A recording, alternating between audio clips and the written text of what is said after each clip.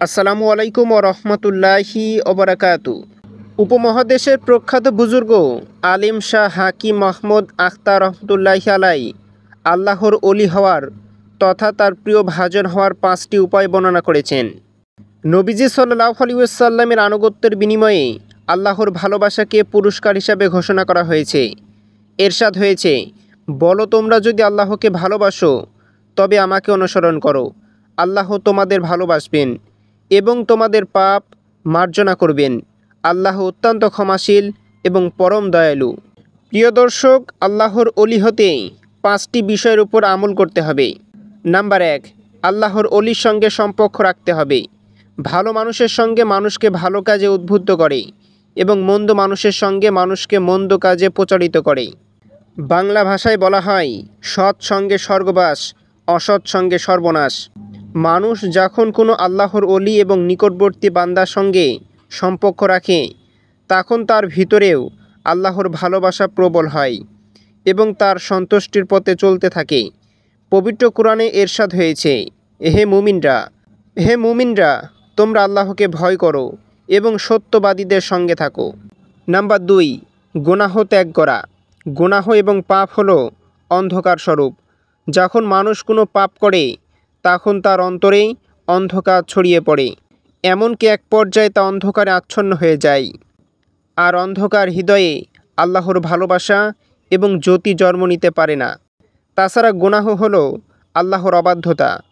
কোনো অবাধ্য ব্যক্তি আল্লাহর ভালোবাসা প্রত্যাশা করতে পারে না। তাই আল্লাহর অলি হওয়ার প্রথম শর্ত হলো গুনাহ ত্যাগ করা। আল্লাহ তওবার নির্দেশ দিয়ে বলেছেন, আল্লাহ অবশ্যই সেই সব লোকের তওবা কবুল করবেন যারা ভুলবশত মন্দ কাজ করে এবং সত্বর তওবা করে।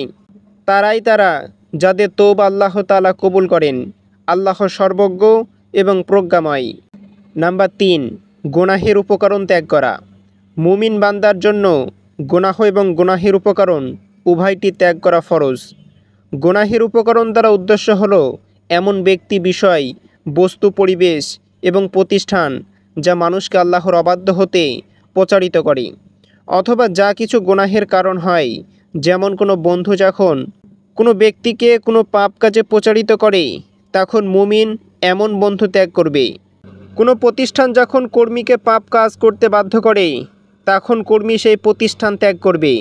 পবিত্র কোরআনে ইরশাদ হয়েছে, তোমরা ব্যভিচারের নিকটবর্তী হইও না, এটা অশ্লীল এবং নিকৃষ্ট আচরণ। নাম্বার 4, নিয়মিত আল্লাহর জিকির করা। জিকির অর্থ স্মরণ।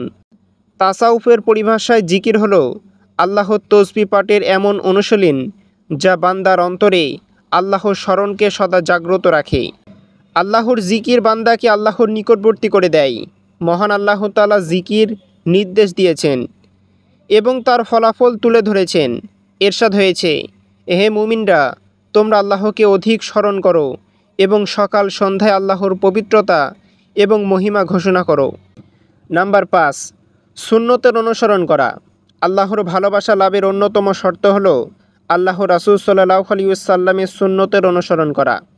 বুজুর্গ আলেমরা বলেন, আল্লাহর দরবারে কোনো আমল কবুল হওয়ার অন্যতম শর্ত হলো তা রাসূলের সুন্নত মোতাবেক হওয়া।